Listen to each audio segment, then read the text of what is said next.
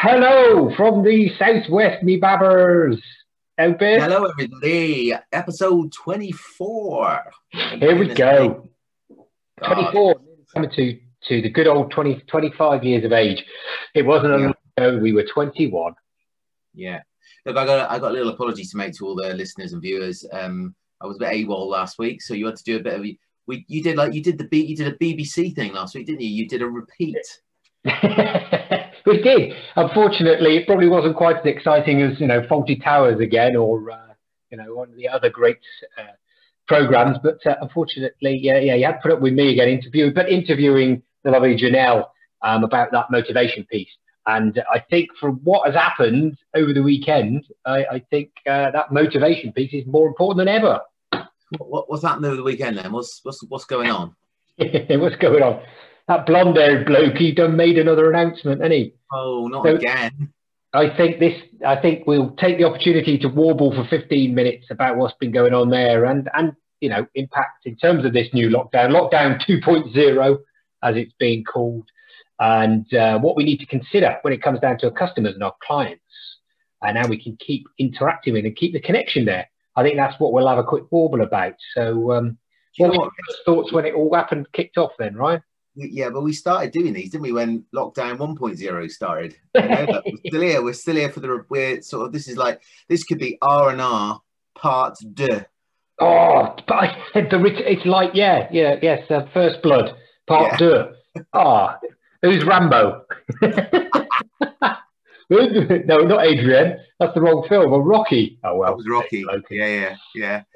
Anyway, so lockdown. Well, I got all a bit depressed on Saturday. I was a bit like, and I had to have a little word with myself, like, come on, shake yourself together, pull your bootstraps up. There's people, unfortunately, the cases are running wild, aren't there? And that there are people that unfortunately are losing their lives very sadly. And I guess along with you, Rich, we pass on all our condolences to anybody that's been affected by this from a medical perspective.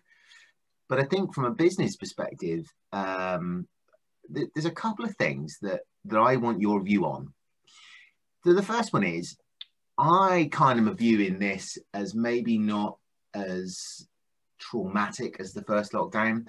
And the reason I say that is because we've kind of been through 3 months of lockdown, and we didn't really know, did we, what the impact was going to be. And we all got through that, and we've come out the other end of it. And the second thing that I want to say, because I've spoken to quite a few business people in the last 24, 48 hours, I think there is a genuine view that whilst everyone is disappointed that we're back in this position, there is almost a resignation to the fact that we've been here before, we know what to do, we're going to crack on, and we do have a bit more clarity. So, for example, the property market can still continue. You can still view a house. You can still get a good service from an estate agent if you're letting or you're buying, which is great news, which in fact in turn will help the legal industry out. So I think there are elements of the B2B part of the economy that will continue. But I do really feel for I suppose for all of the hospitality businesses and the retail shops that are now at the most critical time of the year, having to close again, and that must be, if you own that type of business, it must be completely soul destroying. And again, my heartfelt thoughts are with you all. But this is the time. If you're in one of those businesses, and even if you're not, how you communicate what your online offering is going to look like, how you're going to continue to interact with your customers, is the bit where we want to help and say, look, all is not lost. Think about reversing the client journey. Think about the traditional way of doing things in November doesn't exist. So how do I create an innovative way to get my products and my services to my customers at what is a very important time of the year? Absolutely, totally agree. I think it's an opportune moment for everybody, and it may not seem it at the time, and we'll recognise that the COVID coaster rolls on. 1 minute we're okay, next minute we're not. We do need to recognise that, absolutely, first thing you got to do, because we've spoken about employees and engagement and making sure we're all in the right place to make a difference. When we got that right, and when we're sort of moving on, it is a great opportunity to continue gathering insight and understanding what these changes, the impact of these changes is having on our customers and our clients. The one thing that, Anna, you may well be able to sort of recognize this, the one thing I always remember is having a number of conversations when things were normal. When have they ever been normal? Who knows? But before this, and having conversations with businesses about when's the right time to make a mystery phone call, or when's the right time to send a survey out, or when's the right time. Absolutely, you've got to consider in comparison to everything else you're doing. But the one thing we can't do is say, this isn't the right time. I've got this. We're not going to do anything. Okay, it's the worst thing we can possibly do at the moment. We know that we've got to continue understanding and asking questions, because if we don't ask questions, we don't get the answers that we need to make the right decisions about our businesses. Is it the right time to continue pushing something completely different and new? Is it the right time to actually only change slightly what we're offering? And the only way we know that is by asking our customers and our clients, gathering the insight that enables us to make decisions as business owners, leaders, whatever you want to be. So it's now is still a good time to do stuff. That's my technical version of it. I don't know what you think about that one. Yeah, you couldn't agree more. You know, the reality of the situation that everyone finds themselves in. We're recording this on the Tuesday the third. And you know, not only are we recording this on the 3rd, this will go out on the on Friday the 6th, and we will be a few more days into this. But the point I want to make around insight is you will make much better informed decisions if you understand what the expectations are of your audience. And in this particular incident, you know, if you have a physical premises, there will of course be all of the support that the government are putting into place financially. And again, I was having another conversation with a peer earlier today, and their words to me were, look, Ryan, you know, financially, thankfully, I'm in a reasonably good position because I've been really careful throughout all of this crisis. But actually, for me now, not only is it about thinking how I service my current clients in lockdown, but it's also thinking about how do I service them then in December, and what does my plan look like in January? Because, you know, we will at some point, and you know, the situation we're in is extremely fast moving. You've got the announcement from the government that they are putting mass testing into Liverpool as a trial. So if that works, we're probably not that many weeks or months away of that being a national solution, perhaps, to some of the challenges that we have around track and trace and all that other kind of difficult stuff that the government are trying to put in place. So, you know, the situation could change on a sixpence in the other direction as well, where the economy opens perhaps further than it was when we came into this second lockdown. So I think in business, you know, there are naturally people that are glass half full and those that are naturally glass half empty, and both have a massive, both opinions are equally as important, because it enables you to make a really structured strategy view. But why am I talking about that? You can only make that strategy view, to your point, if you know what your customers are expecting, if you're communicating with them. One of the first things we talked about, Rich, you probably remember when we started recording these way back in March, was the get in, get it, get out mantra. You know, how do you get into your brand? How do you get it and buy what you're trying to sell? And then how do you get out, and that get out and that purchasing point be really positive? And that, again, you know, I make no apology for repeating that, because, you know, if you just work on those three clear touch points of the customer journey, then you won't go far wrong. And I'm really delighted we've got almost 15 minutes into this conversation and we haven't mentioned the P word, because I think people are genuinely, what, you know, the P word being people. Yeah, absolutely. The P word being people.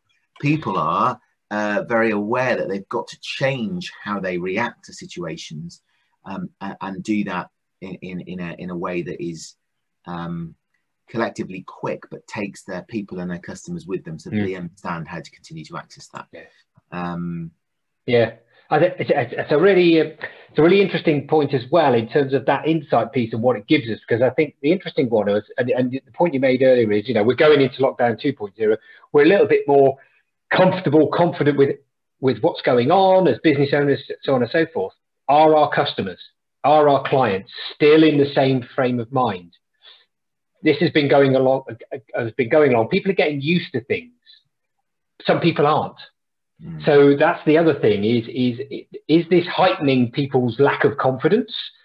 If that's a poor use of words, but are people a bit less confident now about interacting with business? Okay, we don't know, because we need to, because everything's changing so quickly. We've got to ask the questions. Some people are going to be very confident, so actually they want you to be open. They want you to stay open. Now, obviously, government guidelines for certain areas say you can't, and that's fair enough. But how else can you enable your clients to keep in contact with you, and vice versa? So you mentioned the journey, the customer journey mapping is probably more important than it's ever been. Sitting back and thinking, how are our clients, our customers interacting with us? What is their first point of contact now? Chances are, over the next month, guess what it's going to be? On the telephone or via some form of digital access point. How good is your digital access point? Are your emails disappearing into a spam folder and you never picking them up? Are you answering the phone in a short shrift because you're busy and you're stressed? Are you taking details to enable you to get back to people? All of these things seem logical. And of course, everybody, yeah, of course we do them. I don't know about you, as a customer, over the last few weeks, last few months, people have got back into the swing of things, have become very comfortable, and almost that service level has dropped again. And if we go through the next lockdown with it at the low levels again, customers are not going to be happy. They're not going to be hanging around. That's for sure. Yeah, it's a really good point. And just building on that, something shot through my head listening to you then, which was, we've done this already, right? We did it back in March. So dust down the plan you had in March, and look at what worked and what didn't work. Okay? Because all good businesses will have done a review. And the three tips that I would want to leave people with, from my perspective, Rich, today, is thinking about that plan before. What would you stop doing in that plan that didn't work? Right? So you tried it, it didn't work. It might have been a bit of a disaster. That's fine. You had to go. What do you want to start doing that you need to do now, because things are changing, and there may be some stuff you missed in the last plan that you think, oh, if this ever happened again, this is what I would start doing. And that might be simply like, I didn't have an online offering, or I wasn't doing home delivery, or I didn't change my restaurant into a takeaway, but I've got the opportunity to do that now. And then what do I want to continue doing? So what is great about my brand that actually my customers value, and you'll only know that if you ask them, to your point, is, what do I continue doing? So what is it that I've got to keep doing to keep my customers engaged, that they love about my business, that I need to find perhaps a different way of providing that solution for them? So I use this a lot with my clients. Stop, start, continue. Stop doing the stuff that doesn't add value. Start doing the stuff that you know is going to make a difference, and continue doing the stuff that your customers value, and you really won't go far wrong. Perfect. Well, I tell you what, you can't get much better way of summarising the conversation there. Brilliant. I think that's a great point to take away. Let's take a moment, think about what's happened. How can we take those great things, make them work harder for us? And we will get through this, and we will come out the other side, and we'll get to the end of the year, and then we can start thinking. And I think this is something we're going to be looking at in the next couple of warbles we have, about planning for next year as well.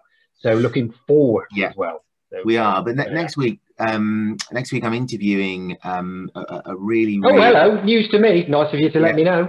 I'm going to interview this person called Margaret Oscar. She's an engagement specialist, and Margaret's going to be talking. We're going to be asking Margaret about how she's got vast experience working for businesses like Tate and Lyle, Sugar People, and some a couple of big local authorities she's worked for. How do you continue to engage and communicate and drive your team to stay engaged in difficult times? So Margaret's going to give us the benefit of her experience. So perfect. Being her next Monday, and then we'll see what she's got to say. And then the following week we're doing planning for 2021, aren't we? Yeah, that's it. It's all about the planning piece. Now, getting to the back end of the year, let's make 2021 great again. Oh, that sounds familiar. What a great strapline. Yeah. Which it's Tuesday. It's there's a nice little election going on in another part of the world. That'd be interesting to see what happens by that. Let's not make no guesses. We'll stick to what we're doing down here in the West Country and just crack on, shall we? Yeah. Perhaps we should send the winner a pint of cider. Here, get a old grumble belly. That'll keep you happy with him. Right. Well, I've been Rich Knight. And I've been Ryan Huxtable. Have a great week, guys.